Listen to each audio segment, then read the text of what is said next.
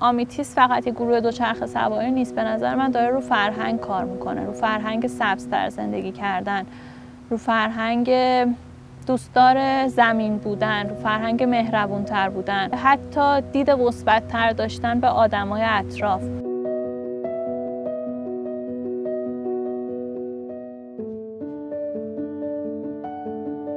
ما اجازه نداشتیم.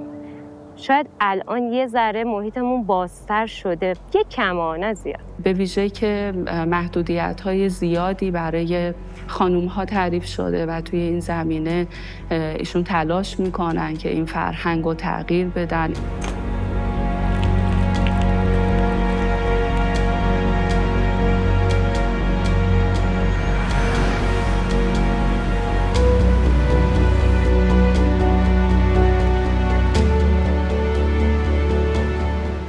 پیشرفت بچه‌ام هیچ کوتاهی نکردم، هرچی تونستم تلاش کردم اونا پیشرفت کنم، چیزی که خودشون دلشون میخواد. مامان دیدگاه جنسیت زدگی رو مثلا نداشته که مثلا خیلی ها مثلا فکر میکنن نه، چون دختره مثلا باید تو خونه باشه، نباید بیرون بره.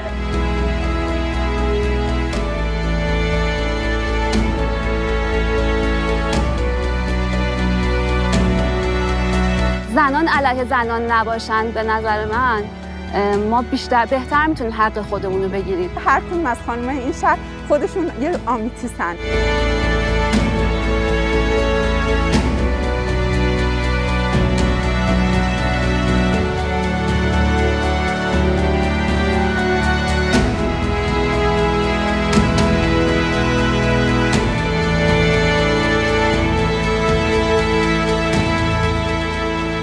از آمیتیس خیلی خیلی ممنونم که جسارت این که رویاهامو زندگی کنم و بهم داد.